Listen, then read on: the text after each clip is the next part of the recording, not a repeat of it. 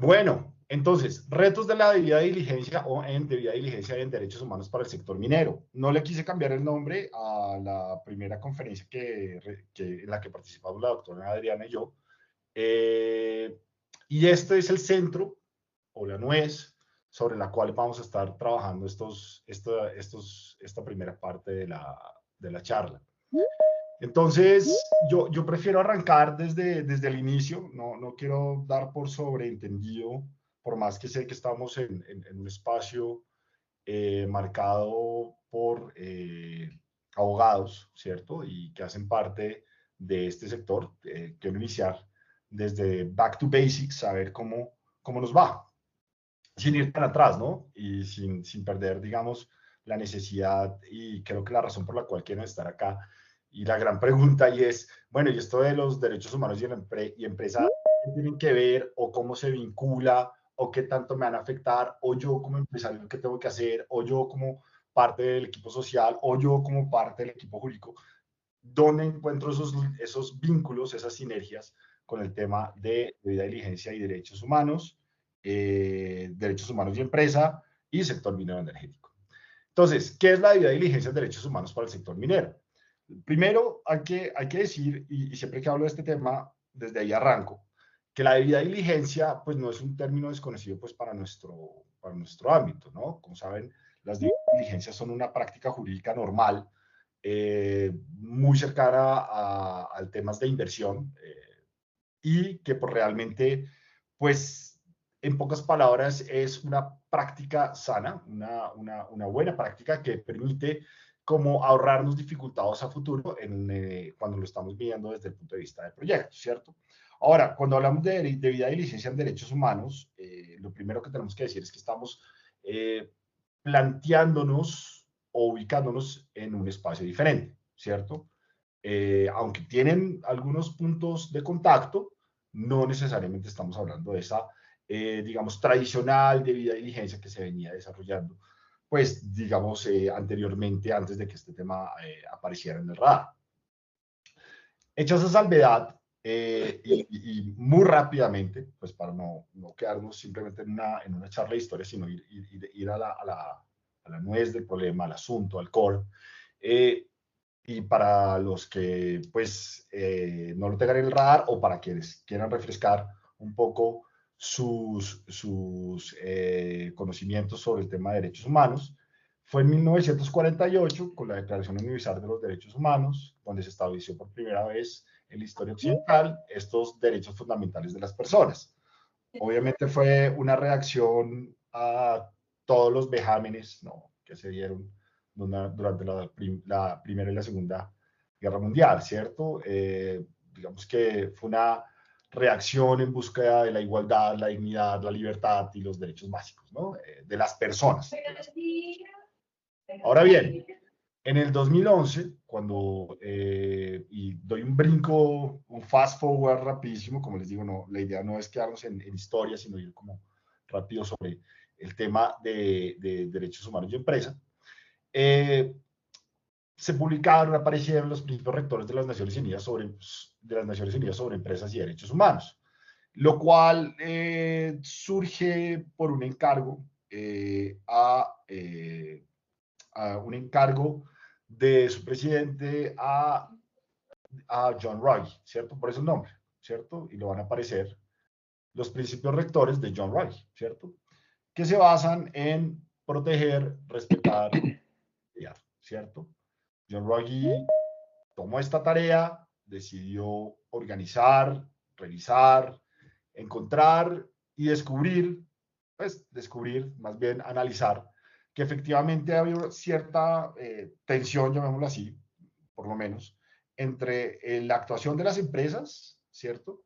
Y el tema tradicional, como la visión tradicional que se tenía sobre los derechos humanos, que pues había tenido una evolución desde 1948, pero tradicionalmente estaba enfocada hacia los estados y el ciudadano y pues el ser humano, ¿cierto? Pero pues encontró que este actor determinante dentro de nuestra sociedad y dentro de todo, digamos, el devenir histórico que teníamos, que se llama empresa, tenía algo que decir, tenía algo que ver en este asunto, que eran los principios, ¿cierto? En donde, sobresimplificando el asunto, ya lo vamos a trabajar más en detalle, dijo que hay una responsabilidad de respetar y no infringir los derechos humanos por parte de las empresas y responder ante esas consecuencias negativas, ¿cierto?, que tenían dentro de su actividad, que surgían dentro de su actividad y en donde tenía algún tipo de participación.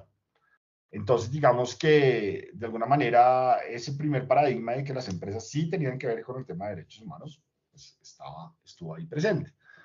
Eh, Ahora, diríamos, y llevándole una definición para no quedarnos tan etéreos y ya como aterrizando un poco a qué se trata este asunto de la debida diligencia y esa relación que tiene con el tema de derechos humanos, como tal lo podemos definir como una herramienta, ¿cierto? Una herramienta que, como lo ven en la pantalla, van a encontrar que es ese proceso continuo. A ver, hay varias definiciones, no hay una única definición, pero esta definición me gusta. Es un proceso continuo de gestión que permite a las empresas identificar, prevenir y mitigar y responder de las consecuencias negativas sobre los derechos humanos, ¿cierto? Directamente relacionadas con sus operaciones, productos o servicios prestados por sus relaciones comerciales. Me gusta esta definición porque cada palabra tiene un significado bien importante.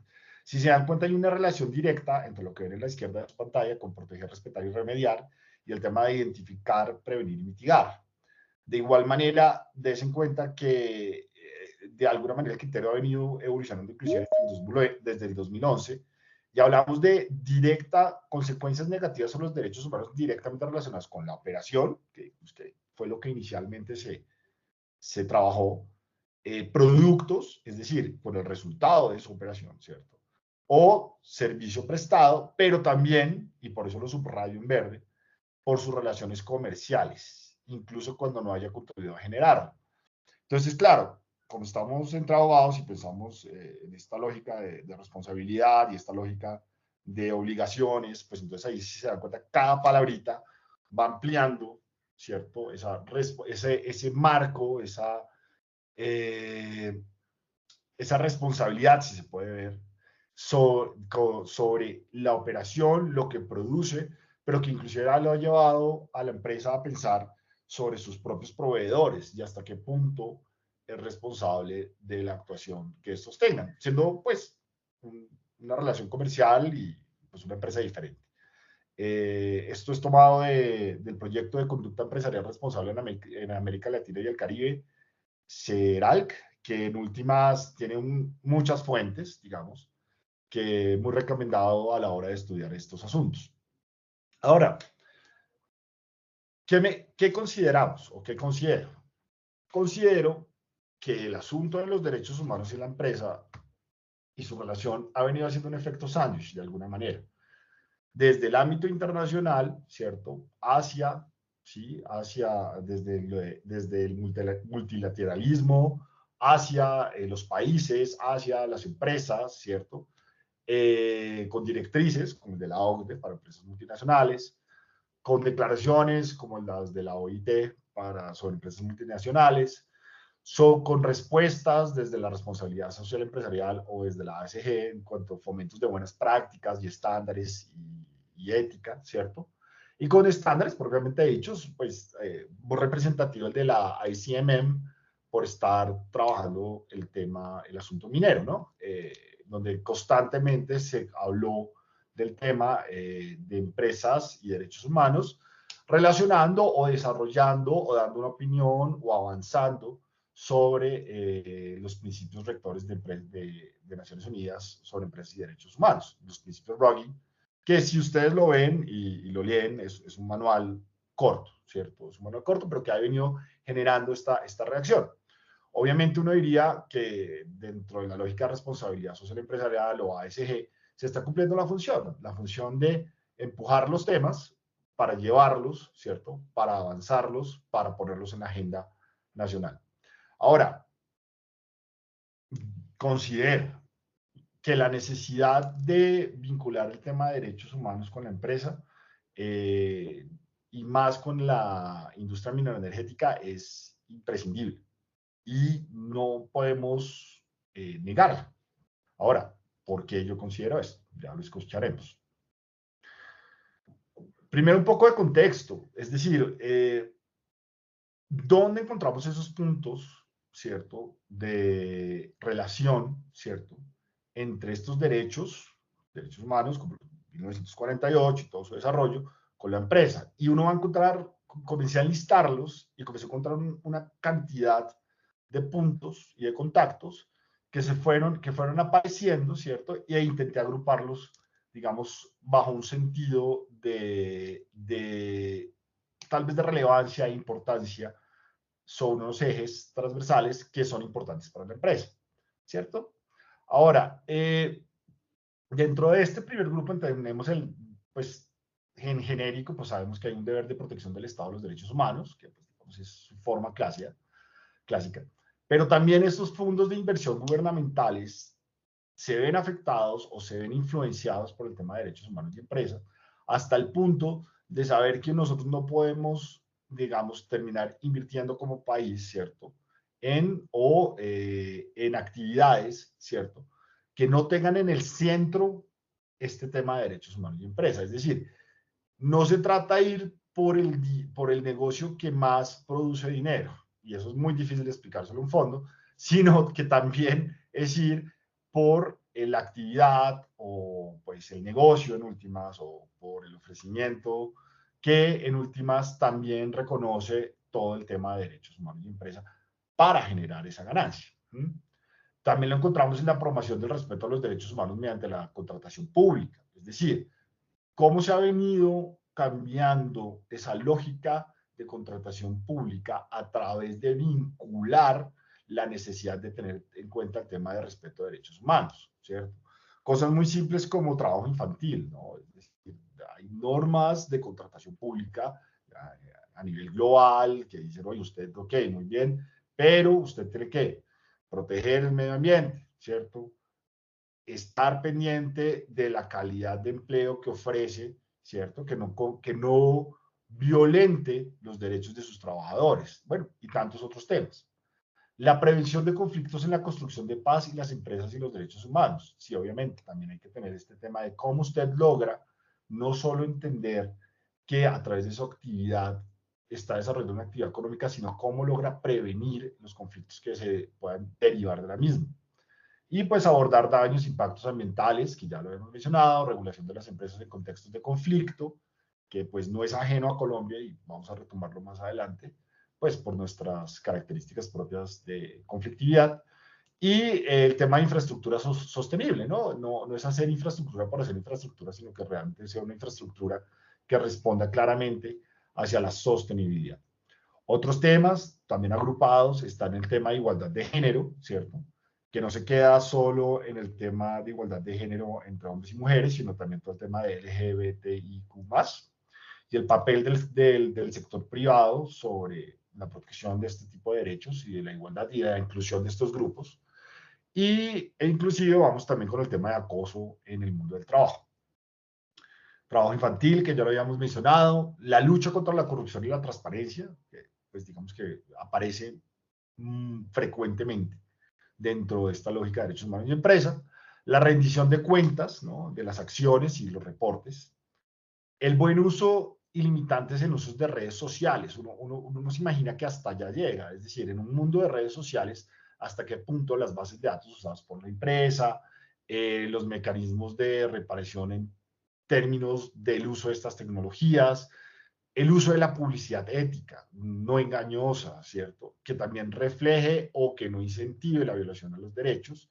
Y eso sí que tiene que tener importancia para las empresas y su forma de vender. El gobierno corporativo, las finanzas contra la detección, la afectación de derechos humanos.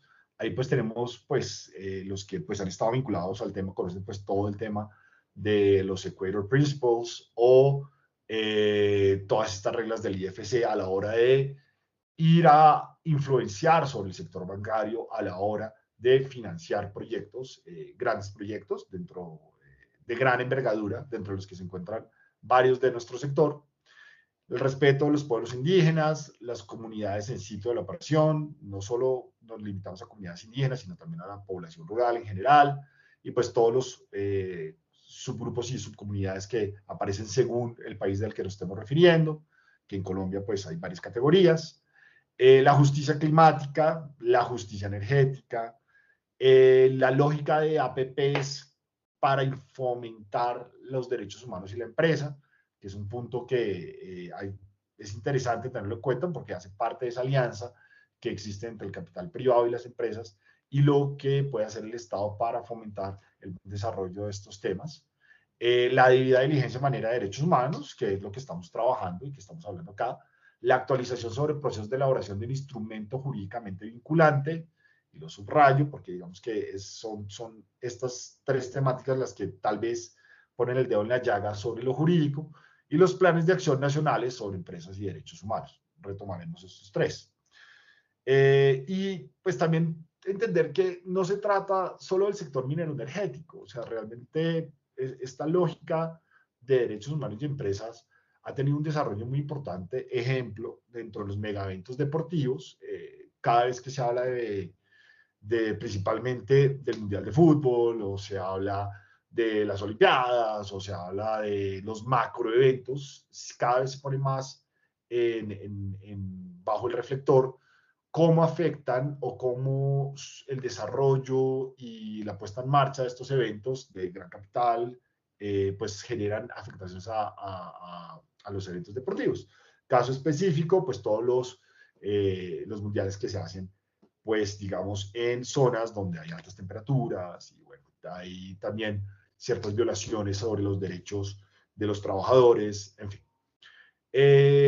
La inteligencia artificial, el turismo sostenible, el gobierno corporativo. Entonces, realmente no es algo que atañe solo a nuestro sector, sino que cada uno de estos temas, y creo que les pido que vayan reflexionando dónde más se encuentran este tipo de contactos. Acá ofrezco 23, seguramente son muchos más. Pero entonces, tenemos perdón, me salí, sí, me disculpas. Buenas. Perdón, se salió mi presentación. Vuelvo a retomar la presentación completa. Un momento, por favor.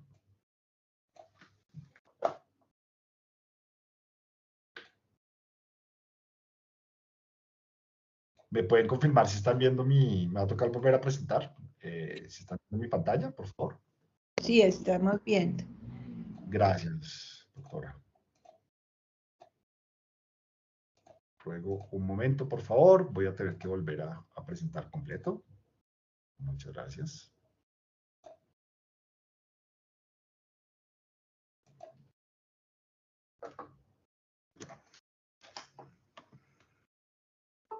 Y disculpas por el asunto técnico que siempre aparece. Gracias. Bueno, espero que eso haya sido un momento para reflexionar sobre los varios puntos que les presenté.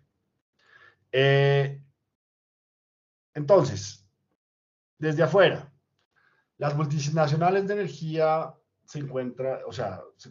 tienen varios desafíos sobre el aumento de los derechos humanos o el vínculo que existe sobre los derechos humanos. El cambio climático es una gran máquina de injusticia. Entonces, si se dan cuenta, el vínculo de justicia con cambio climático está ahí. Los derechos humanos han de ser el núcleo del plan de las Naciones Unidas para salvar el planeta. Y en todo el centro de esto están nuestros conocidos objetivos de desarrollo sostenible, que son esas metas plantadas por Naciones Unidas para hacer un mundo mejor, ¿cierto? En esta lógica, digamos, lo que ahorita les mencionaba, que era una presión desde afuera para adentro, pues, digamos, y siendo un sector que tiene altos vínculos con esta globalización, si se puede decir, o este mercado integrado global, pues sí que nos pone en la agenda tener que reflexionar sobre estos derechos humanos y empresa y cómo vamos a aterrizarlos. Entonces, John Ruggie, dentro de esta lógica que planteó de derechos humanos y empresa, mencionó algunos puntos específicos. Las empresas deben asegurarse de no ser cómplices en la vulneración de derechos humanos, y esa complicidad porque cuando usted le dice complicidad a una empresa, dice, pero ok, ¿pero qué es complicidad? Se puede predicar a 3 niveles de profundidad. La primera es ese beneficio directo o la directa, y es cuando la empresa proporciona bien esos servicios, conociendo que serán utilizados para llevar la afectación, ¿cierto? Entonces, digamos, típico ejemplo es el tema ambiental, ¿cierto? Es decir, cuando usted realmente se brinca o desarrolla temas ambientales, sin importar, digamos, los temas ambientales y de todas maneras adelanta la operación, ejemplo, sin licenciamiento ambiental y decide de todas maneras avanzar con el taladro porque pues el arriendo del taladro cuesta mucho y está perdiendo dinero, un ejemplo.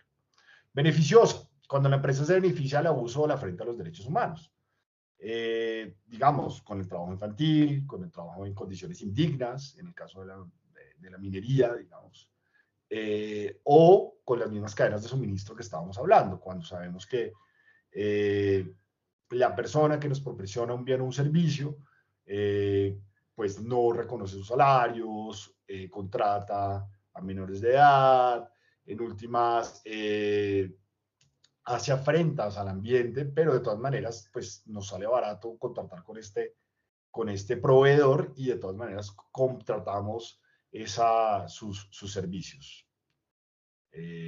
O la silenciosa. Esta es mucho más difícil de detectar y entender.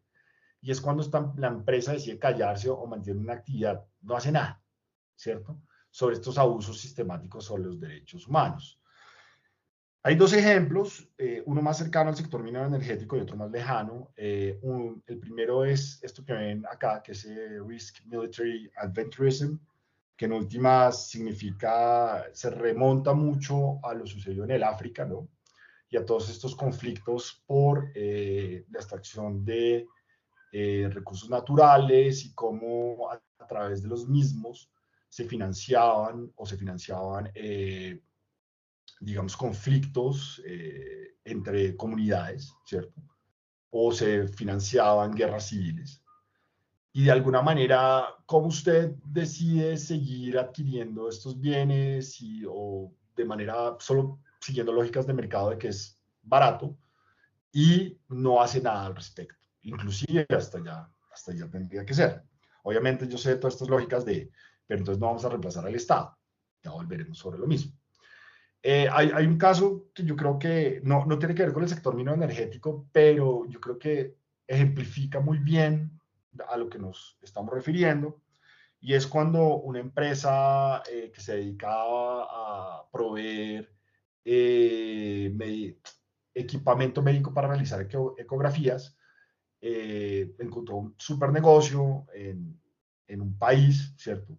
El cual le compró una gran cantidad de este tipo de productos que se producían sin ningún problema, se lo pagaron, pero no fue más allá y no prendió las alarmas sobre por qué me compran esa gran cantidad de herramientas médicas para definir cuál es el sexo de este embrión que va creciendo en la barriga de la mamá, y por qué me compran esa gran cantidad en estas zonas. Y después, cuando uno mira esos casos en detalle, observa, es que en últimas esa compra respondía a que nos encontrábamos en países o en zonas o en pequeñas poblaciones en las cuales es determinantísimo el saber si su primogénito va a ser hombre o mujer.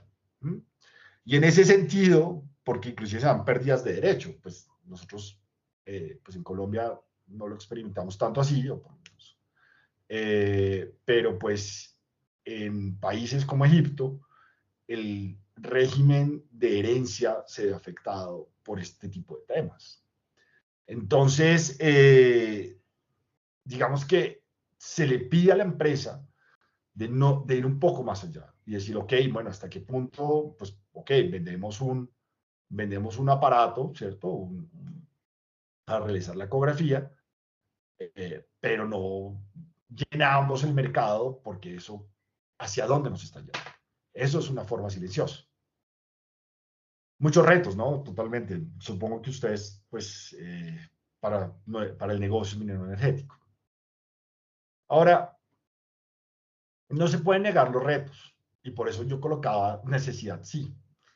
Hay que saber, y digamos que hay que saber que nuestro sector o nuestros sectores han venido de una larga historia y digamos que no lejana de tensiones con los derechos.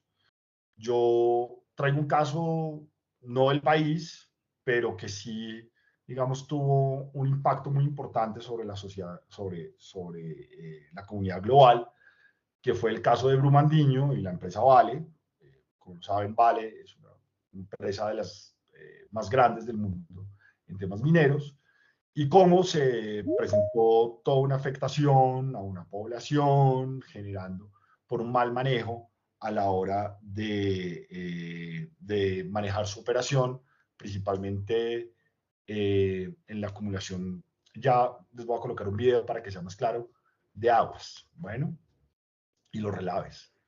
Ahora, también no podemos pensar que esto es muy lejano, y porque es un reto muy importante para Colombia, ya que pues, reconociendo nuestra realidad, pues tenemos unas dificultades complejas a la hora de participar, de hacer participación y de escuchar voces diferentes a las que comúnmente o a las que están, digamos, teniendo control territorial sobre los territorios. Y en esto hay que ser sinceros, y creo que todos lo sabemos.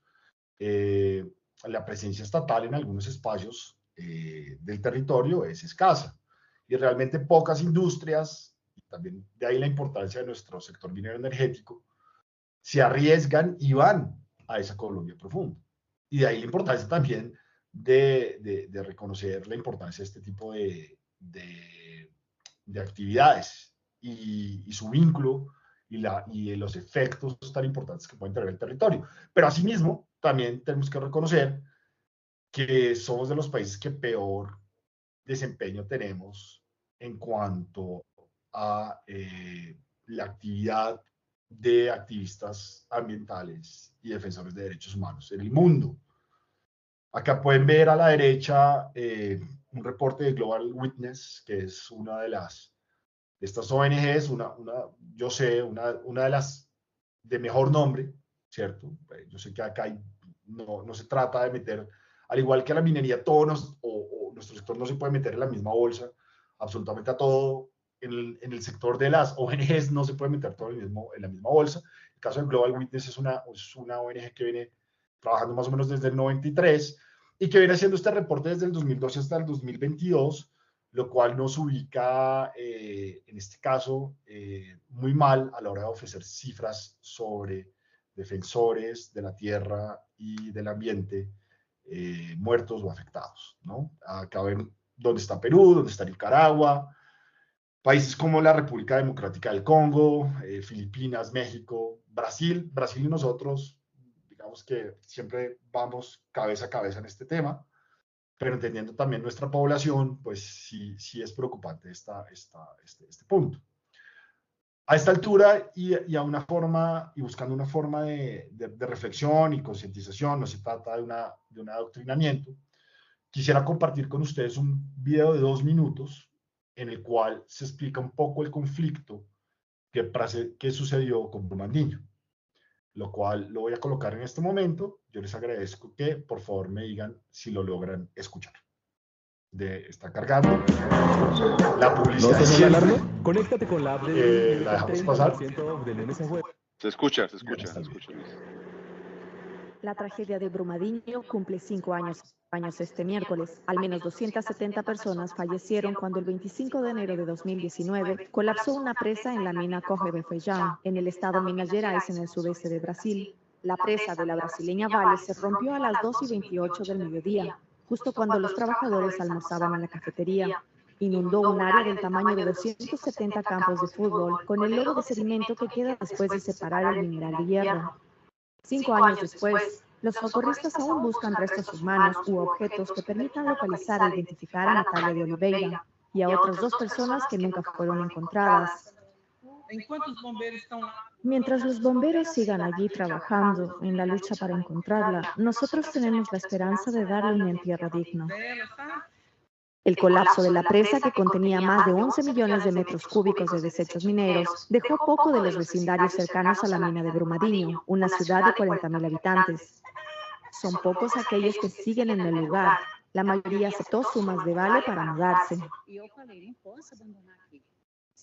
No puedo irme. Si abandono esto, ocurrirá lo siguiente.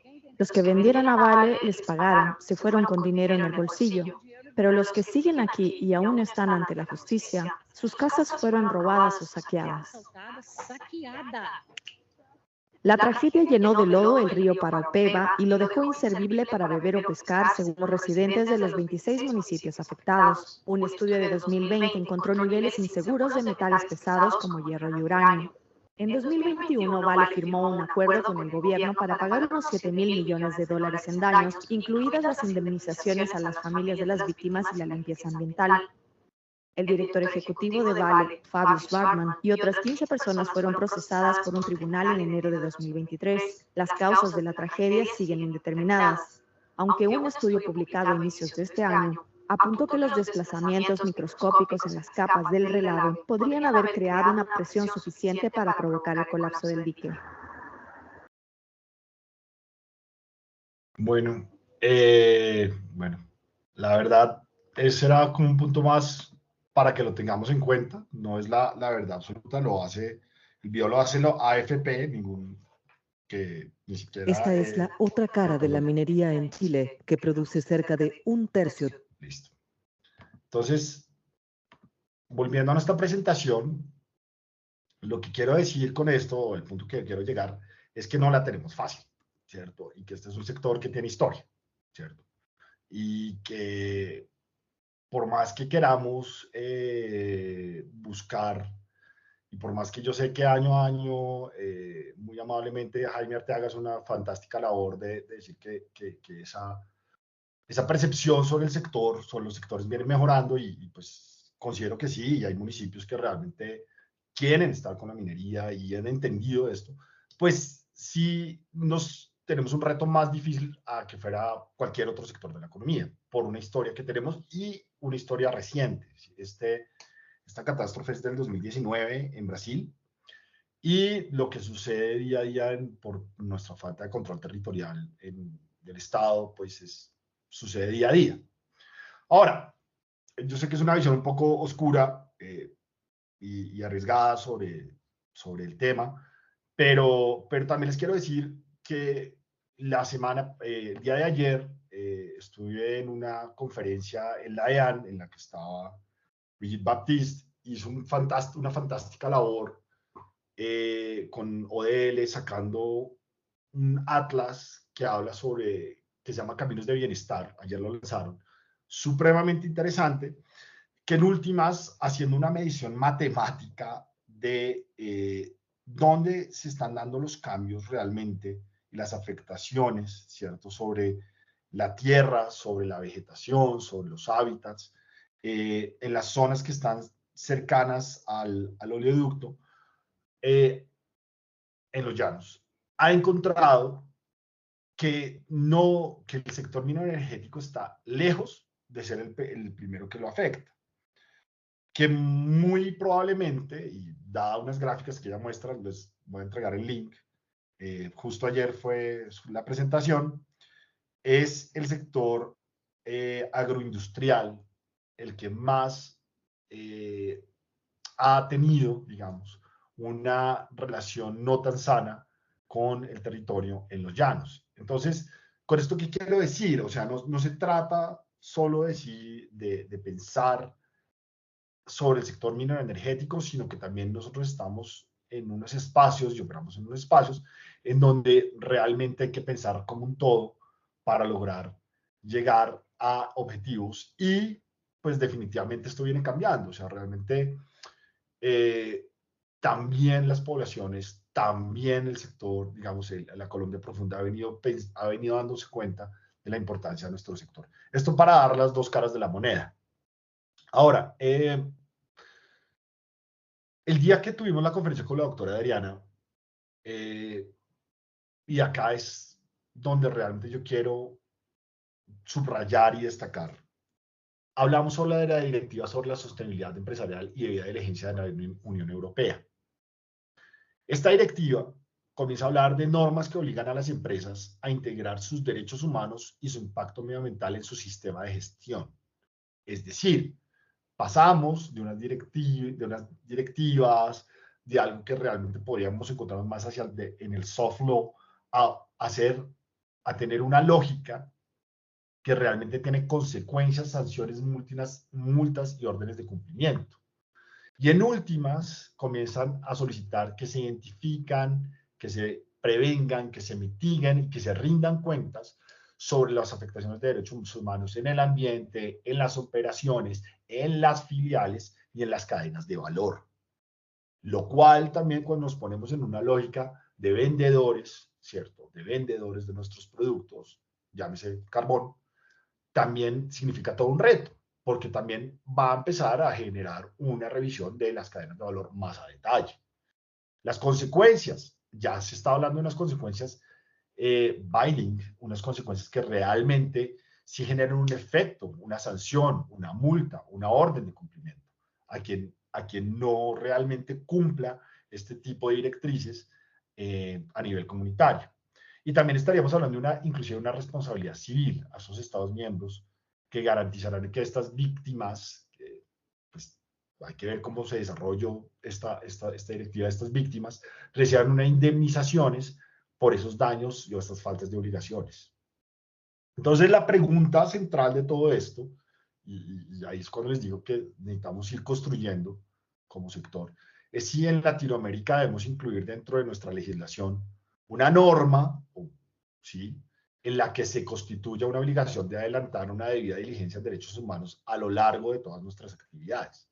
Hace falta, es necesaria, y más aún, y lo tengo que decir, ya se viene pensando por parte de nuestro gobierno, ¿sí?, para que esté ahí, para que se implemente y entendida como una nueva obligación que puede llegar a presentarse por parte de tener que ser cumplida por parte de nuestras empresas. Ahora, yo veo tres opciones frente a esto. O sea, una que es la inacción, pero yo pienso que la inacción ya no es una posibilidad. Dado todo, espero que argumentativamente todo lo que les he explicado anteriormente lo entendamos, que esto no es una presión de arriba para abajo desde el campo internacional hacia nosotros, sino que también, y que pues como ya les vengo explicando, también viene apareciendo desde el campo local hacia arriba. Y que la inacción, digamos que produjo varias dificultades en la última década, ¿cierto?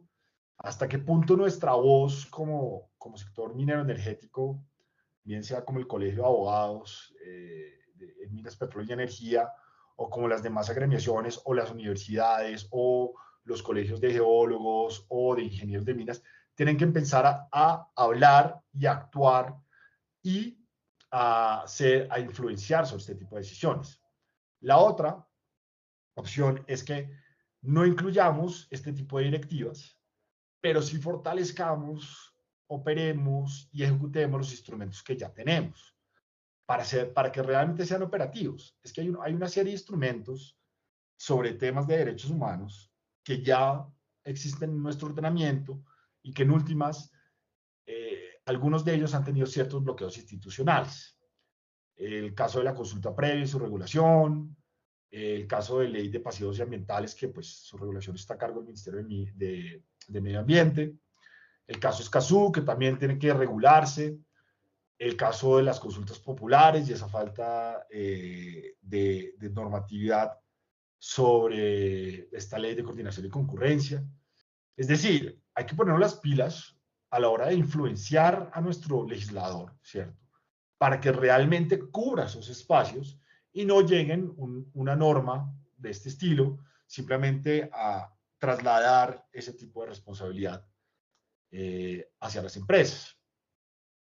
O la otra, la tercera opción que planteo acá para la reflexión, es que sí sea incluida, pero de manera responsable. ¿Qué significa de manera responsable? identificando órganos o entidades responsables del seguimiento, porque es que no podemos tener una norma que simplemente diga todas las empresas del sector minero energético deben realizar una debida diligencia en todas sus operaciones y ser responsables por sus cadenas de suministro. Eso no sirve. Hay que desarrollarlo. Hay que buscar que la identificación, quién va a ser el órgano o entidad responsable del seguimiento. La autoridad ambiental, digo yo, o quién va a encargarse. Y que sea una entidad o órgano fuerte, que tenga un presupuesto. O sea, seguir y también un músculo de funcionarios. Porque lograr hacer un seguimiento sobre temas de debida diligencia con todo lo que les he explicado va a profundidad sobre la operación misma de las empresas y sobre todo, digamos, sobre todo y sobre sus cadenas de suministro. También hay que hacer una diferenciación y hay que tener mucho cuidado, más que todo en el sector minero, a la hora de hablar de cuáles van a ser las empresas que van a estar involucradas. Y en esto han tenido mucho cuidado dentro de las directivas europeas. Nos vamos a diferenciar por actividad, por escala, por ingreso, por número de empleados o por región afectada. Pero si vamos a hacer esa diferenciación, que sea sustentada y demos el debate sobre por qué se va a hacer. Y definitivamente algo que necesitamos es un periodo de transición. Este es un asunto que no es de poca monta y que definitivamente va a requerir de recursos de las empresas, no solo económicos, sino operativos y digamos de cada uno de sus engranajes para poder llevarlo, para poder cumplir. En la Unión Europea dieron 2 años. Yo digo, en un país como el nuestro, en donde tenemos las cifras que acabamos de ver y las dificultades que tenemos y donde el Estado, pues en algunas partes del país no tiene tanta presencia, pues creo que nos mereceríamos una transición larga. Pero esto no lo vamos a poner en la palestra si no lo hacemos las empresas, las agremiaciones y las diferentes entidades y no solo entidades, también las comunidades que están de acuerdo con el desarrollo y que ven un beneficio cada vez más del sector minero energético al estar en su territorio. Entonces, la idea es que esto se vuelva una lógica con acompañamiento y vinculación del Estado para llegar a acuerdos y corresponsabilidades. No podemos quedarnos simplemente como la norma que les describía, una norma muy genérica, sin poner responsables ni nada, trasladando esa responsabilidad a las empresas, sino que hay que saber que hay una corresponsabilidad del Estado y que definitivamente tenemos que co-construir este tipo de decisiones. Ahora, yo diría, bueno, como empresas, ¿qué podemos hacer? Entonces, yo diría que, ¿cómo nos podemos adelantar? O sea, si esto va, Luis, si definitivamente esto va a llegar por la presión internacional o por las ideas que se están desarrollando en el país, ¿qué podemos hacer como empresas actualmente? Entonces, la primera pregunta que uno se debe hacer como empresa es si cuenta con una política de derechos humanos en la empresa. ¿Y cuál es la definición de qué es una política de derechos humanos? Entonces, es una declaración pública, súper importante, declaración pública, adoptada por la máxima autoridad gubernamental de la empresa, pues, por su consejo directivo, que ahí está vinculado también su CEO, su presidente, que se compromete a respetar las políticas y procesos y también para identificar, prevenir y mitigar los riesgos de derechos sobre los derechos humanos. Recuerden, hagan vínculo con todos estos principios de John Ruggie. Y a reparar el impacto negativo que haya causado la empresa. Tenemos este tipo de políticas de derechos humanos en nuestra empresa, en nuestra firma, o sea, en fin. Es una declaración, sí. Estamos hablando, acá estamos en el mundo de RCE, de soft law, no estamos hablando de que nada de esto sea obligatorio. Y que se puede adoptar de muchas formas. Por lo mismo que estamos hablando de derecho blando, pues podemos tener varias formas de lograr hacer esta declaración. Desde las más sofisticadas, y es ponerlo en los principios empresariales, colocarlos en códigos de conducta, hasta declaraciones independientes en la página web. Si usted hace una cosa muy seria y lo pone en la página web, pues es una declaración al público. Y pues también puede estar en alguna documentación pública. O sea, tanto así que inclusive es válido que usted lo pongan, desde que le dé publicidad, lo haga una notaría y pues en últimas lo coloque en un diario de amplia circulación. O sea, bienvenido a las formas de hacerlo, pero que sí sea una declaración pública. Entonces, acá viene una tensión que es muy importante. O sea, al final podemos irnos por la lógica de Friedman, que ya, pues, digamos que fracasó en los 80s. Bueno, no los 80s, que realmente está muy revaluada y que habla sobre, hacemos esto porque simplemente es una ventaja sobre mis competidores y asumo una política de derechos humanos por eso, porque todo el mundo lo está haciendo, o realmente lo pensamos desde una lógica de solucionar el impacto negativo que se ha causado y que se ha contribuido en cuanto a los derechos humanos. Y pues también eso tiene unas críticas dentro de que esto es puro altruismo. O la otra es que realmente lo hago porque beneficia a mi negocio, porque realmente integro este tipo de políticas a mi negocio y efectivamente me va a generar desarrollos. Acá hay muchas razones para qué yo haría una política.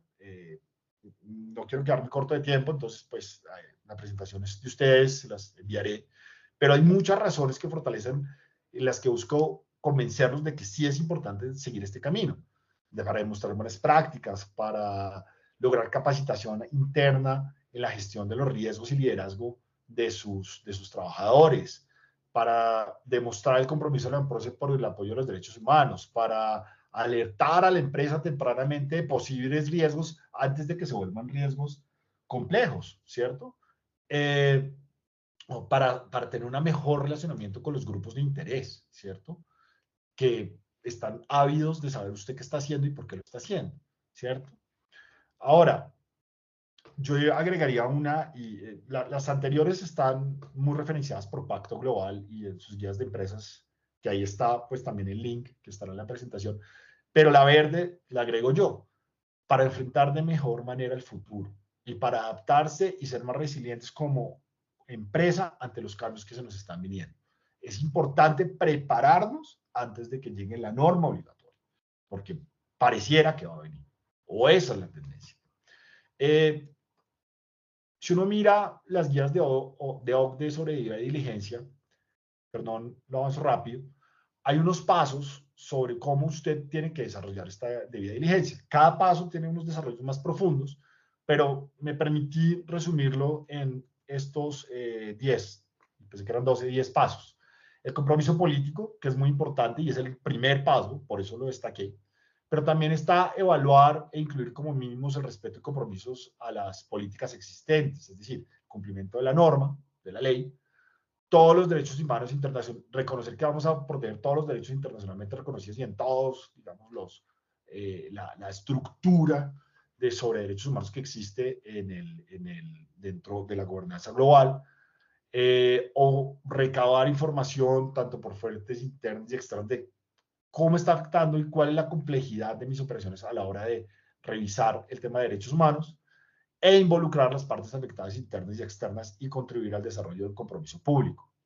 Y en esto es muy importante hablar de los famosos stakeholders o partes interesadas, que realmente, pues para quienes no han tenido la oportunidad, son personas o grupos de revisar este tema, son personas o grupos que tienen interés y que podrían verse afectados por las actividades de las empresas, en este caso, llevándolo a derechos humanos y empresas, incluyendo los de las cadenas de suministro, ¿cierto? Hay otros pasos que están en el de plasmar el compromiso en documentos corporativos, establecer lo que la empresa espera, comunicar y difundir. Miren, comunicar, difundir y responder es necesarísimo. No puede dar, digamos, ventaja a no responder a un requerimiento sobre estas temáticas que vengan de una parte interesada, ¿cierto? Saber cómo responder, fortalecer las PQRs a la hora de saber cómo atenderlas y establecer canales claros.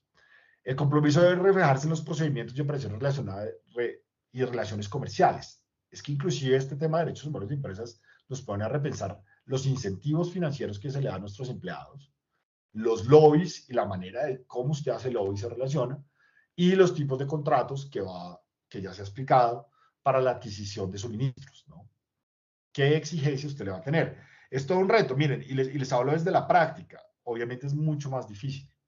Y eso hace que el mercado se reduzca. Usted antes podía recibir servicios de cualquier proveedor, ¿no? Y más se imaginarán en zonas apartadas.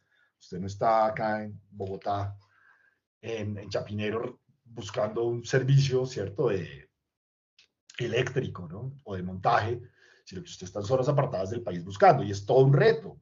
Y es también transmitir la cultura a sus proveedores de que esto realmente es beneficioso para el negocio y que en últimas nos va a ayudar a que la operación siga adelante y no a tener las paras y las dificultades sociales que hemos tenido.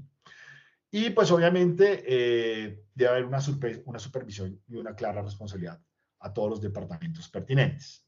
Quien quiera profundizar, ahí quedan los enlaces. La evaluación del impacto es muy importante.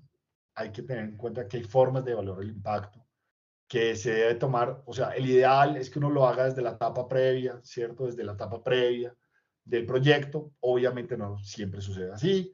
También se puede adaptar a proyectos que ya están en fases desarrolladas.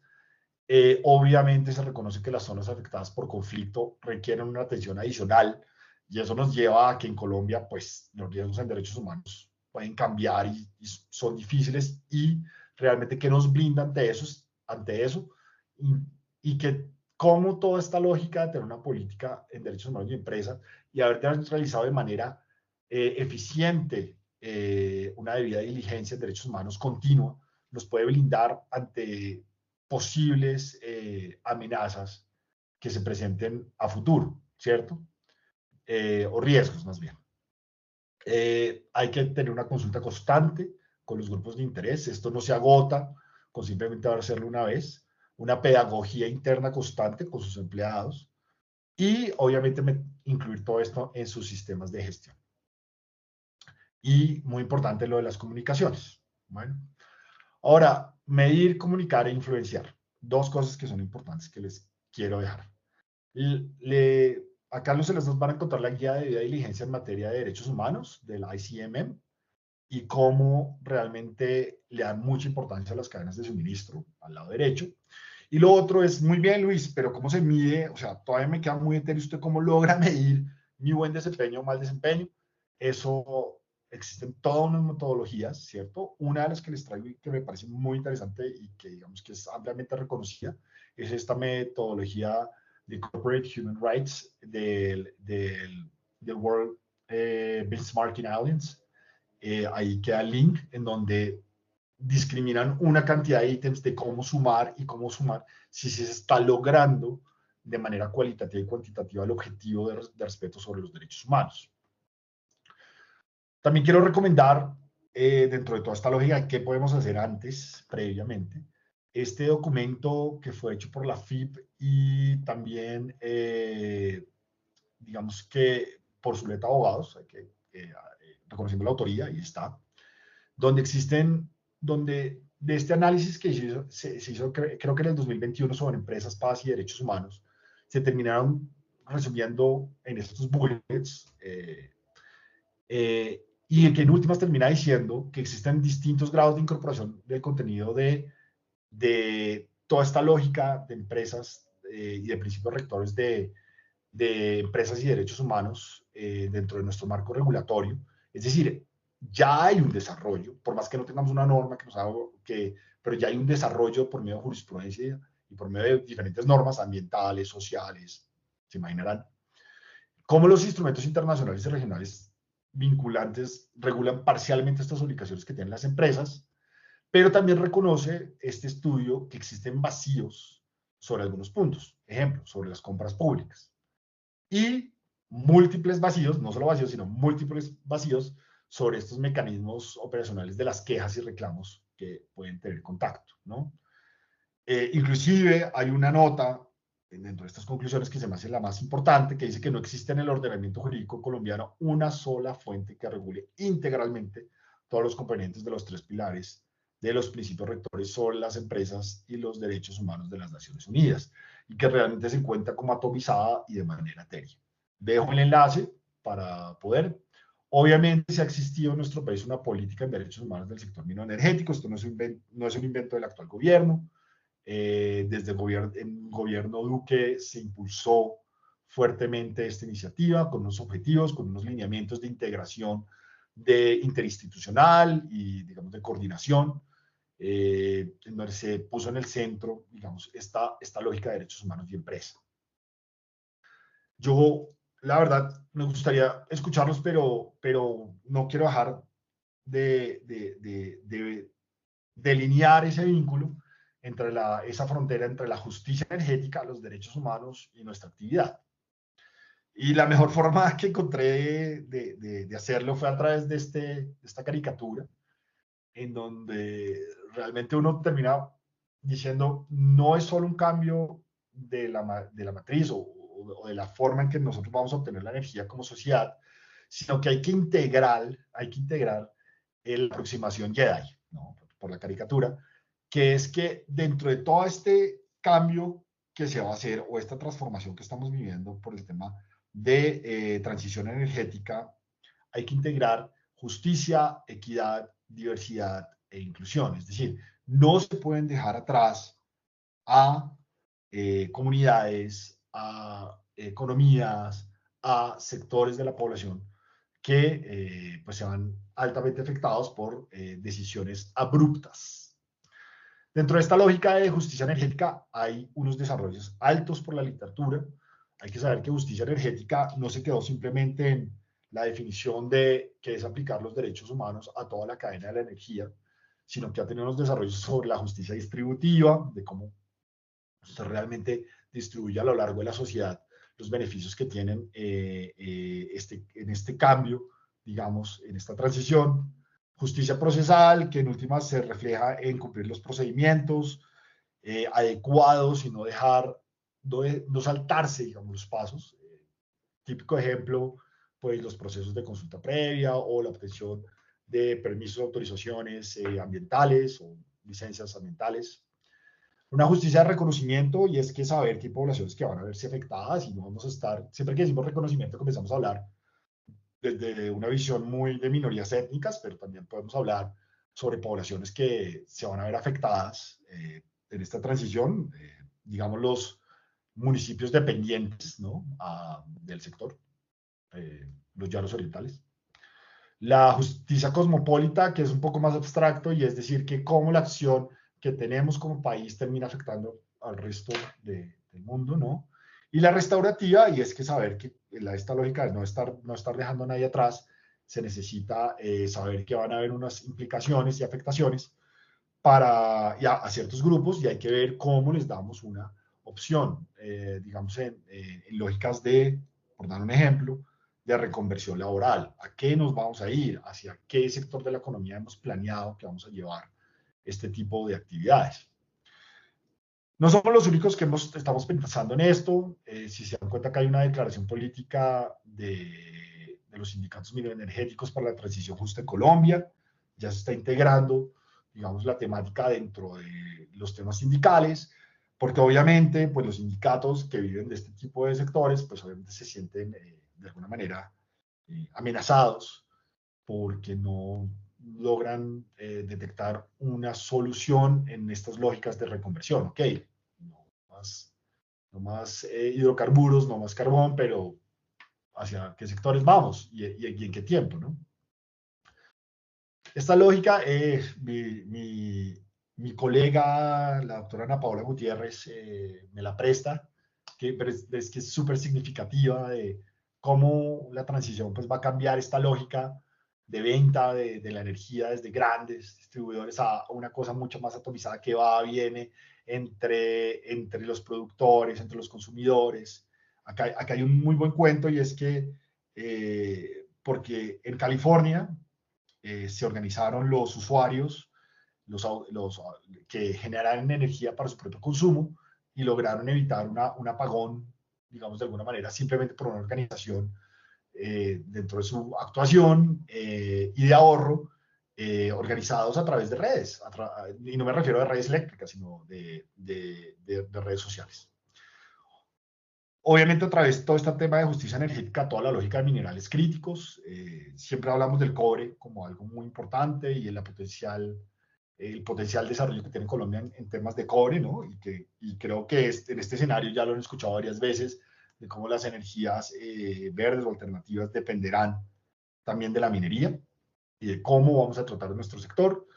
Y me encanta esta gráfica del Economist que dice, oiga, ambientalistas, dejen de abrazar árboles y por favor, abracen líneas de transmisión, o bueno, o torres de líneas de transmisión, porque realmente de eso está dependiendo que se logre llevar a cabo la transición energética, y pues una torre de transmisión, pues notoriamente tiene un vínculo y pues obviamente todo el cableado con el sector minero, especialmente el tema de cobre. Una demostración de que debemos ser más vocales en estos temas de justicia energética, de derechos humanos de empresa, de debida diligencia, es que pues el actual gobierno sí ha venido utilizando el tema de justicia energética con una interpretación propia, ¿cierto? Y en ocasiones, pues en un principio fue más así, ahorita está intentando darle un poco más de contenido, pero sí dándole unos contenidos propios, ¿no? Y hay que entender que el tema de justicia energética va más allá de simplemente dejar por fuera a sectores que tienen una mayor huella, sino que vinculan temas como lo del de la reconversión, o como qué vamos a hacer, ya sé qué sectores vamos a ir. Nada, no me puedo ir y me regaña el doctor Montoya si no hago esto. Y obviamente, pues es un honor que también lo tengan presente. Si estos temas les interesaron y pues les parecen que realmente pueden aportar a sus empresas y a su conocimiento, queremos invitarles y que tengan en el radar nuestra nueva maestría que vamos a tener en el mes de agosto y el Congreso Nacional en celebración a los 25 años del Departamento de Derecho Minero Energético, que es pues mi casa de estudios. Con esto, doctora Adriana, yo creo, y el podcast, ¿no? Tenemos un podcast donde debatimos semana a semana con varios de los asistentes de acá y pues con muchos de los diferentes grupos de interés sobre el sector minero energético con el profesor Juan Felipe Neira, y pues súper recomendado el día que quieran escucharnos y pues abiertos a cualquier tipo de comentario o crítica. Me gustaría escucharlos a partir de eso, ¿cómo lo ven? Yo sé que acá tenemos personas muy conocedoras del sector. Mi conocimiento del sector es, pues como lo saben, no, yo creo que nadie conoce todo el sector, sino que simplemente se ha limitado a hacer estos tipos de estudios y a intentar entenderlo cada vez más. En ese sentido, siendo las 9:14, quiero dar apertura, doctora Adriana, a preguntas, comentarios, críticas, afirmaciones, más que bienvenida. Gracias. Pues yo te diría, Luis, que fíjate esto que tú nos estás diciendo y que la comunidad energética y la OCDE están previendo tener, como explicabas tú, unas etapas de transición y tal. Revisando el proyecto de ley minera, el tema, por ejemplo, de la debida diligencia, nos lo están poniendo como una obligación para todos los mineros y teniendo en cuenta que en Colombia la pequeña minería es el 60,9% de la minería, yo creo que es, ¿cómo se llama?, pensar con el deseo, o sea, lograr nosotros algo como eso, y como tú bien lo establecías, como una obligación y fuera de eso unilateral y no con unos compromisos del Estado, ni sabiendo cómo se va a hacer el seguimiento, etcétera, etcétera, pues es una cosa perfectamente disparatada.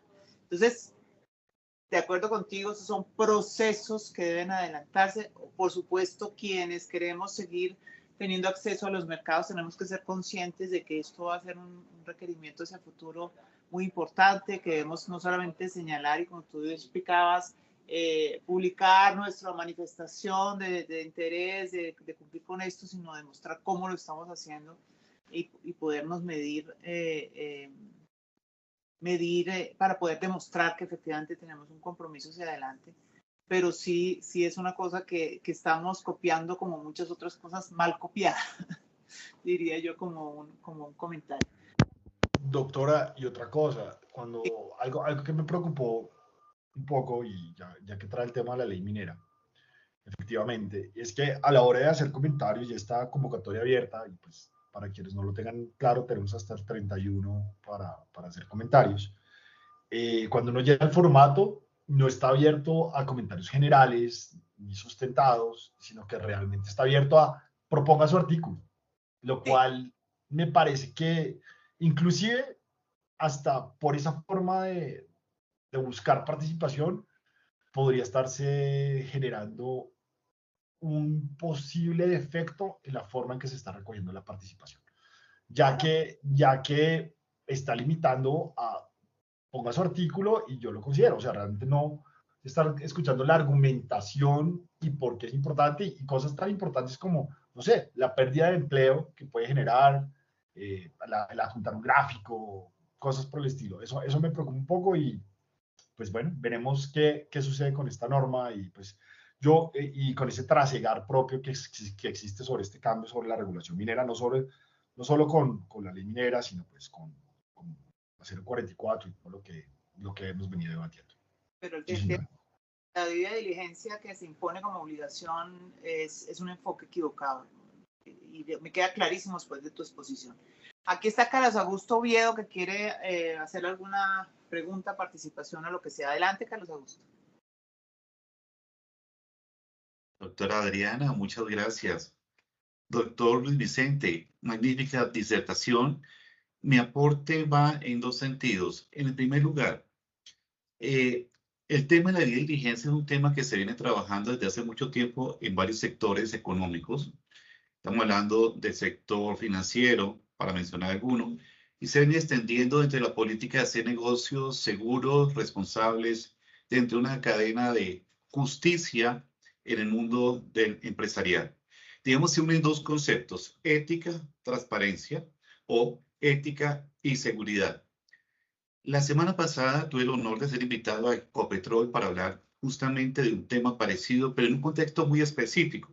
Y me puse una camiseta que dice CIENAL, donde soy profesor en la Escuela Superior de Guerra, para hablar justamente en un contexto. Ecopetrol me decía, ¿qué hacemos en el manejo de los derechos humanos cuando los indígenas y los afros y los campesinos nos bloquean los campos y no nos dejan desarrollar nuestro trabajo? En torno a ese ejercicio surgieron magníficas reflexiones, pero no sé, doctora Elena, si puedo hacer tres menciones muy puntuales. Claro. La primera, el sector mineroenergético es la vaquita de leche a la que todos quieren ordeñar.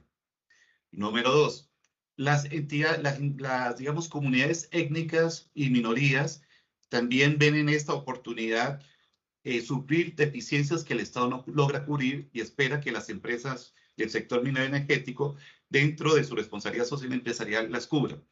Y el tercer aspecto más relevante, me parece a mí, es que uno puede, doctora Diana, doctor Luis Vicente lo dijo claramente, puede ver uno de estos temas desde dos ópticas, como una pesada carga del Estado, una intromisión en el manejo administrativo de las empresas, o verlo como una oportunidad también para subsanar algunas deficiencias, fallas, que nos puedan acercar e incluso, como lo dijo muy bien el doctor Luis Vicente, a los stakeholders, pero particularmente a las comunidades. Yo les decía a los amigos de Ecopetrol, antes de desgastarse ustedes en llamar a la policía, echarles el SMART, gasear los espacios, primero deberían agotar las instancias de un diálogo directo, un diálogo social, ver las demandas sociales y muchas veces lo que se requiere se resuelve con tan mínimo que es más barato pagar en la adecuación de un puente a costear después las demandas por los 3 muertos que hubo de las manifestaciones. Y de ahí para allá serían otras reflexiones mucho más muy interesantes, pero digo, quiero resumir en esos 3 aspectos para no extenderme, agradeciendo una vez más a Luis Vicente, colega, hermano y amigo, y a la doctora Adriana, estos espacios que en el colegio se han adecuado. Y claro, a mi socio de oficina y amigo Julio César Parra, quien no veo hoy conectado, secretario de este colegio, le agradezco mucho el espacio que me concede para poder dirigir a este grupo. Mil gracias. Bueno, ahí está. Doctora Adriana, ¿puedo hacer un comentario ahí? ¿Una reacción cortita? No, primero, tienes toda la razón, pero digamos que hay que entender que sí hay un bloque institucional en algunos temas. O sea, realmente no solo es este gobierno y pensándolo más allá de la polarización, hay que saber que el Congreso no ha sacado una regulación sobre consulta previa y eso no es nuevo, eso es de hace rato. El Congreso no ha sacado una regulación sobre la ley de coordinación y concurrencia después de que se cansó la Corte Constitucional, se dio un debate y de decirle, oiga, regule. Entonces, hay que tener cuidado en esos espacios. O sea, realmente a mí me parece que el Congreso de la República sí debería, o sea, obviamente la agenda legislativa está fregada en este momento, pero realmente esos son temas que está necesitando el sector y donde realmente podemos financiar. Tienes toda la razón sobre el tema bancario.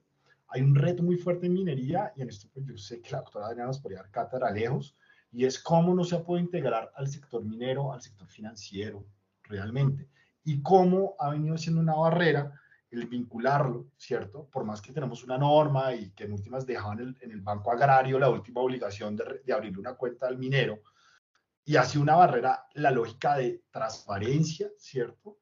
Frente a responder adecuadamente a ese pequeño minero. Hay que resolverlo de alguna manera.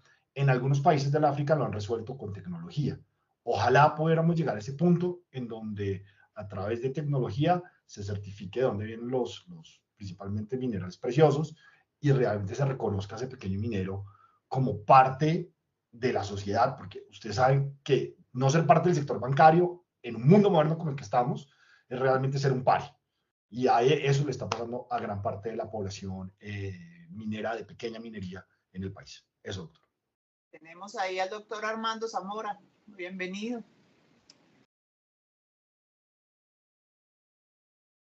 Muchas gracias. Buenos días.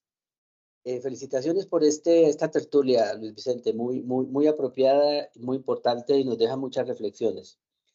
Mi punto va relacionado con que ¿cuál es hoy el papel del Estado en estas debidas diligencias?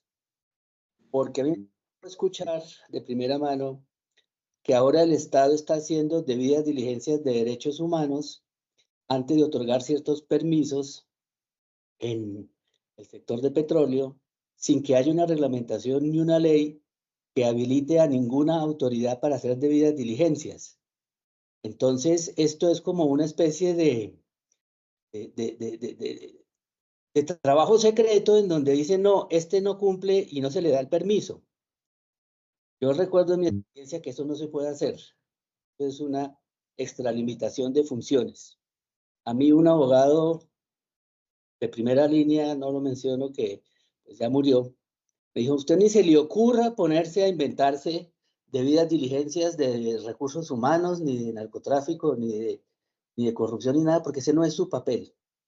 Entonces quiero llamar la atención que si eso está pasando, habría que aclarar cuál autoridad tiene hoy delegada la posibilidad de hacer debidas diligencias sin que eso esté reglamentado, qué procedimientos usa y cómo los hace y en qué incide eso en el otorgamiento de permisos o renovaciones o licencias, porque eso me parece que sería extralimitarse en las funciones de cualquier autoridad del sector.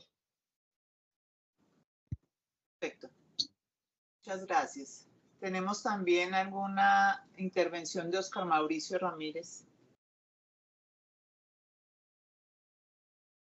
Gracias, sí, Adriana, doctor Luis.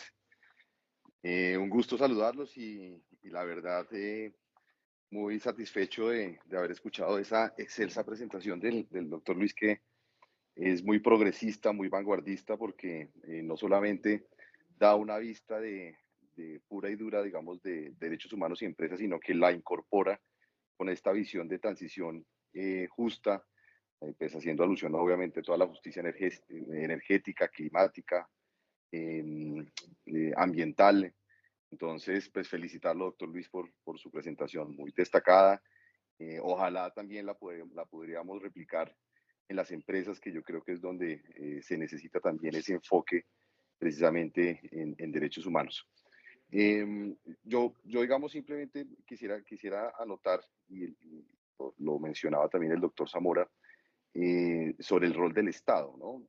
Pues el doctor Luis lo explicó de una manera destacada, pues, cuál es ese papel, digamos, de protección de los derechos humanos del Estado como tal en estos proyectos minero-energéticos, pero importante sí resaltar que las empresas tienen un deber no solamente ético y moral, ni tampoco, bueno, obviamente el soft law, digamos, lo que decía el doctor Luis de esas declaraciones de políticas de derechos humanos desde el CEO y todos los niveles directivos, ¿no?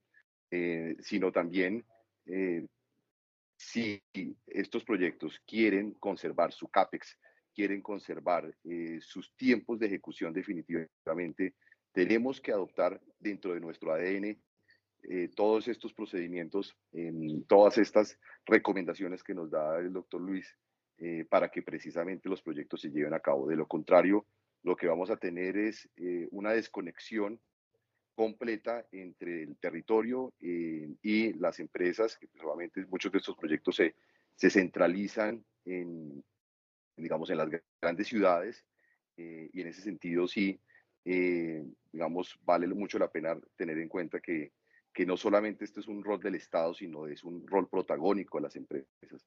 Más allá de que la empresa no debe suplantar al Estado, pero sí tenemos que tener ese acuerdo social, como lo mencionaba el doctor Luis en su presentación. Entonces, simplemente destacar pues esa presentación que nos hace el doctor Luis, y continuar apoyando pues digamos al doctor Luis en esta digamos tarea titánica que tiene pues para que no solamente se dé desde la academia esas vistas, sino que todas las empresas puedan tenerlas en cuenta. Entonces, gracias, doctora Adriana, por la presentación y bueno, pues maravillado de escucharlo, doctor Luis. Bueno, ¿alguien más tiene algún comentario, alguna aclaración, pregunta? Si no es así, entonces, Luis, muy agradable. Ah, está Luis Fernando Ulloa, parece. Apareció Luis Fernando y yo al doctor Zamora, profesor Zamora, maestro Zamora, gracias por el comentario. Gracias por el comentario, profesor Zamora. Sí es un error. El problema es que nosotros hace mucho tiempo, decidimos enclavar los dientes del tema social en el licenciamiento ambiental. Y yo creo que eso es consecuencia de esa lógica. Inclusive, usted sabe, la consulta previa está por ahí, ¿no? Entonces, yo no sé hasta qué punto, sí, usted tendría razón que hay un desborde de funciones, ¿no? Al estar cubriendo temas, ¿cierto?, que no son propios de la autoridad ambiental, sí, y que no otorgue, digamos, el licenciamiento, ¿cierto?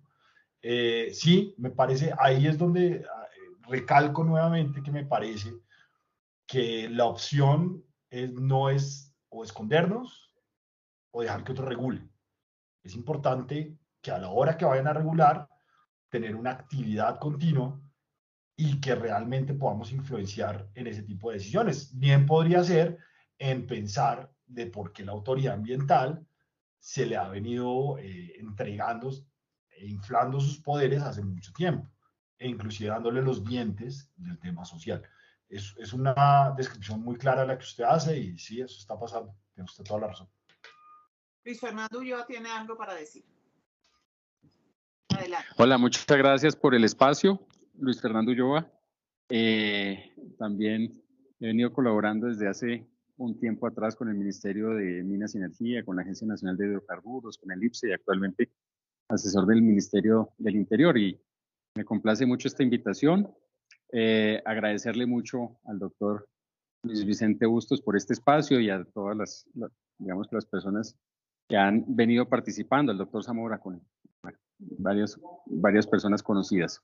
Yo agregaría a esta muy completa exposición del doctor Bustos, y es que pues el tema regulatorio, digamos que esa ha sido como la gran discusión, ¿no? Si necesitamos unos parámetros más rígidos desde el Congreso de la República, o si necesitamos ser más flexibles para que las operaciones no se vuelvan paquidérmicas y podamos tener un país en marcha de acuerdo a las necesidades de los territorios y el desarrollo. Creo que hay un tema importante, Escazú, para desarrollar, porque digamos que en ese marco normativo pues ya tenemos unas discientes líneas que es en materia de derechos humanos y defensores de medio ambiente. Digamos que de ahí tenemos que empezar a construir un poco más. Yo también hago una cuñita, hoy vamos a socializar con el Congreso de la República, con instituciones educativas, está invitada también el externado, el doctor Luis Vicente Bustos, a las 2 de la tarde en el Congreso, y los gremios minero-energéticos. Vamos a socializar la política pública, los lineamientos de política pública, el diálogo social. En el territorio hemos revisado pues la normativa existente con el equipo de la viceministra y todas las direcciones. Derechos Humanos también ha hecho unos aportes importantes y se va a, digamos que a involucrar en el ordenamiento jurídico a través de una adopción de un decreto que va a salir a comentarios, y me parece importante que el Colegio de Minas y Petróleos pues se haga parte activa y la academia pues obviamente en este espacio.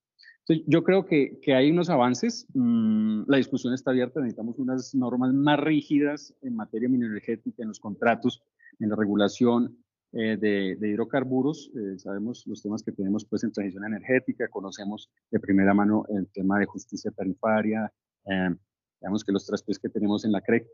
Todo esto, digamos que hay que empezarlo a condicionar, a aterrizar, y creo que es propicio estos espacios para saber si lo vamos a llevar al Congreso de la República o si lo podemos regular, hacer una autorregulación como desde el soft law, ¿no? Unos temas pues un poco más flexibles. Digamos que eso está abierto. Yo también he tomado atenta nota porque creo que hoy es un día importante para el diálogo social en Colombia, donde está comprometido pues el gobierno nacional, y me parece importante tener los comentarios de todos ustedes frente a esta política. Entonces, pues quería agregar esos dos puntos. Sabemos que hay muchas guías, está la GTC 250 que trabajamos tal vez en el 2016, 17, pero pues ahí está.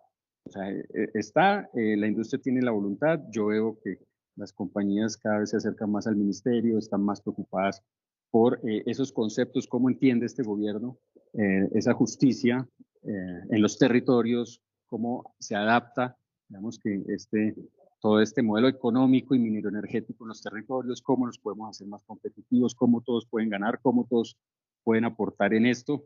Digamos que hay un cambio de chip y el gobierno pues le está apostando obviamente a empoderar más las regiones, las comunidades, los territorios y las entidades, ¿cierto? Entidades territoriales, pero también viene en discusión, alcancé a leer el borrador de la propuesta del código minero. También hay unos temas interesantes frente a una justicia en los territorios, cómo se está interpretando, y también cómo las nuevas, estas entidades territoriales pues indígenas, y también la equiparación a las comunidades, a los consejos comunitarios negros con territorio, tienen también, digamos que esas funciones más activas frente a los proyectos. Coordinación y concurrencia, importante lo que dijo el doctor Luis, eso también hay que prestarle mucha atención porque son líneas jurisprudenciales, pero cómo se va a interpretar de la mano con este código que viene ahora, que me parece interesante porque ya hay otros actores, ya tenemos entidades territoriales que pueden decidir y abrir esa discusión, porque como lo estoy interpretando también puede llegar a vetar, se puede reír otra vez la discusión del veto en esto, y tenemos un marco pues jurisprudencial donde no lo establece. Entonces, me parece muy importante. Estos son retos de país, retos de gremio, retos de industria, y pues aquí estamos. Úsennos, por favor. Como hablábamos con el señor ministro, aquí estamos para eso, abrir estas puertas y poder trabajar de la mano. Muchas gracias nuevamente por la invitación, doctor Luis. Excelente exposición, como siempre. Ojalá nos invite al podcast también para poder poner un granito de arena. Gracias, Fernando.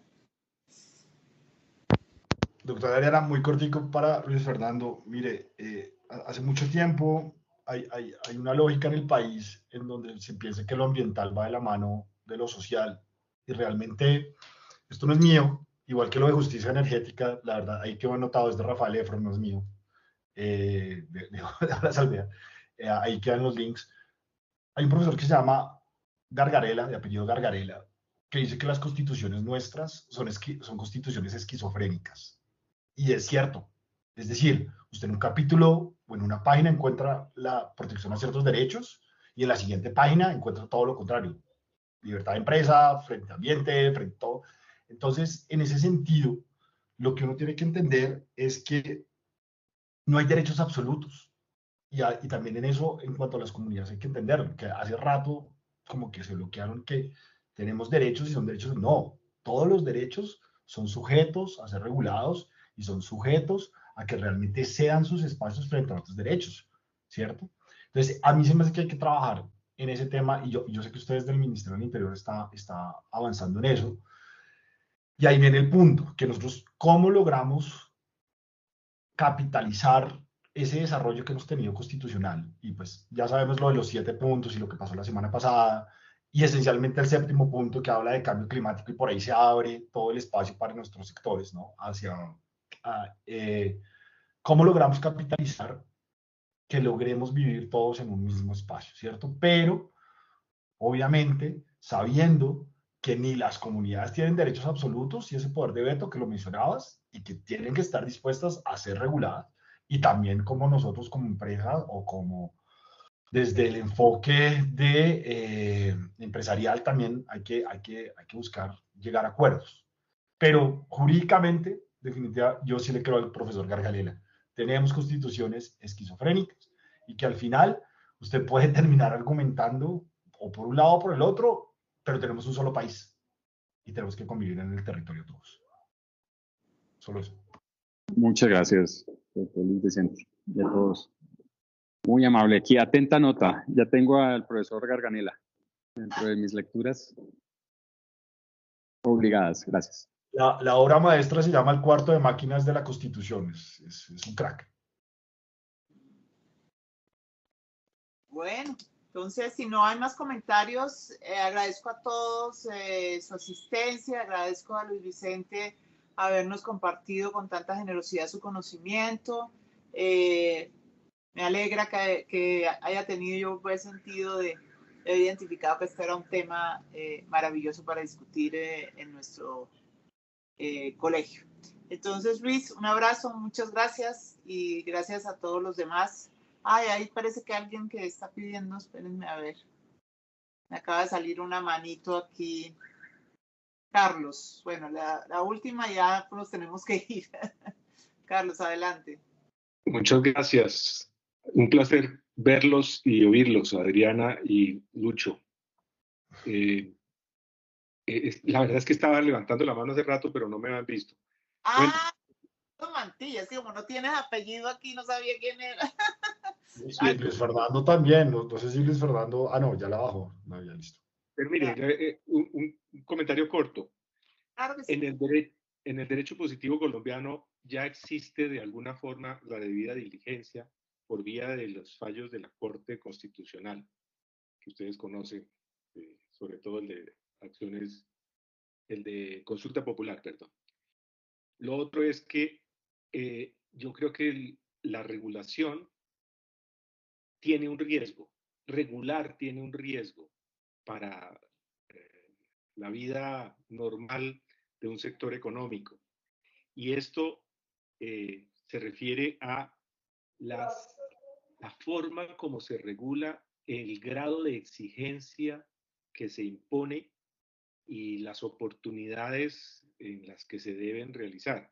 Entonces, una regulación, llamémosle mal hecha, genera no solo desincentivos para los participantes, sino también mucho riesgo de conflicto entre aquellos que efectúan la debida diligencia y aquellos que se sintieron engañados por esa misma debida diligencia. Entre privados, ustedes saben que hace mucho tiempo, hace décadas, se implantó casi como obligatorio tener debidas diligencias para diferentes tipos de actividades y no está exenta de conflictos. ¿Por qué razón? Por la gradualidad de la debida diligencia hecha. Voy a ponerles un ejemplo, que lo viví hace poco, una debida diligencia hecha sobre una constitución de una servidumbre. ¿Hasta dónde está bien hecha con revisar los papeles firmados de que la debida diligencia efectivamente llegó hasta el punto de verificar que hay un derecho real sobre ese inmueble? Pero no fue más allá a revisar si fueron presionados o si hubo un conflicto anterior. ¿Hasta dónde debe llegar la debida diligencia por parte de quien la realiza y hasta dónde el deber de buena fe de aportar información no pedida por parte de quien la entrega? Ahí hay un tema de gradualidad que no es fácil de discernir sobre él, de resolver cuál es el punto, la línea roja, dónde está, dónde debe trazarse esa línea para decir que fue bien hecha o faltó algo en la debida diligencia. Y ahí están problemas de la regulación también. Por eso les quería preguntar si si ustedes entienden que con la regulación se vaya a resolver ese problema. Y ahí termino y muchas gracias por dejarme participar. A ti, Carlos. Yo dos cosas, doctora. Pues, doctor Carlos, profesor Carlos, ¿no? Maestro Carlos también, gracias, un honor.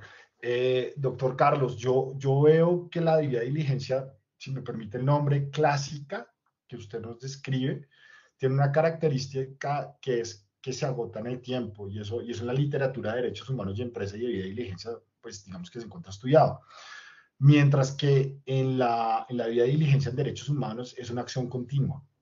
Entonces, digamos que esa fotografía que se toma tiene que estar, que la clásica no funciona como tal, sino que usted necesita, cuando venga el requerimiento, ¿cierto?, sustentar que su actuación es continua, ¿cierto?, y no se agota en una revisión de un documento, de un territorio, de la afectación de un cuerpo de agua, sino que usted, como a lo largo de su operación, o sea, y no se agota, a lo largo de su operación, inclusive hasta el decommissioning, ¿no? A lo largo de su operación, usted tiene un plan, y dentro de eso también está el tema de que usted ha hecho un ahorro para llegar a épocas de vacas flacas en decommissioning a lo largo de la operación. Y eso es lo que lo salva, y eso es lo que lo blinda. Decir, mire, yo sí hice un mapa social, yo sí estuve ahí, practiqué mi debida diligencia, y como buena práctica dentro de mi debida diligencia está que el reporte de mi último mes es este, ¿cierto? No queda en una fotografía en un tiempo, es una película. Sobre lo segundo que usted dice, me remito, tampoco es mío, a este estudio que mencionaba yo de la Fundación Ideas para la Paz y de Zuleta, que sí reconocen que hay una fuerte atomización del tema de debida diligencia a lo largo de los instrumentos que tenemos actualmente. Y la recomendación es que ojalá se regule en uno solo, pero sí dice que vía jurisprudencial, ¿cierto? O vía utilización, obviamente utilizando fuentes internacionales, se ha logrado llevar a obligación el tema, y de pronto se une con la pregunta del doctor Zamora, el tema de tener una debida diligencia o una obligatoriedad de la debida diligencia. Obviamente esto es caso a caso, litigio a litigio y dados unos debates específicos, pero sí demuestra esta pregunta suya, la pregunta del doctor Zamora y lo que le estoy comentando, y este estudio súper recomendado para que lo vean, de la FIPI y Zuleta Abogados, es que sí de pronto no es bueno dejar atomizado este tipo de obligaciones, sino que realmente para claridad de todos los intervinientes, Estado, gobierno, comunidades, más que todo comunidades realmente, quede claro cuándo hay una obligación y cuándo no hay, pero que quede escrito, no que sea vía interpretación jurisprudencial. Eso, doctor. En la presentación tiene el link y ahí está todo el análisis, no es mío, es de ellos. Gracias. Muchas gracias. Gracias. No, a usted, doctor. Listo. Entonces, damos por levantada la sesión. Muchas gracias, Luis. Gracias a todos mis profesores. Espero no haberlos defraudado. Un honor. Saludos a todos. Gracias, doctora Ariana. Gracias, doctor Bustos. Un cordial saludo a todos los demás. Gracias, Alberto. Chao, chao. Feliz día. Chao. Doctor Luis, felicitaciones.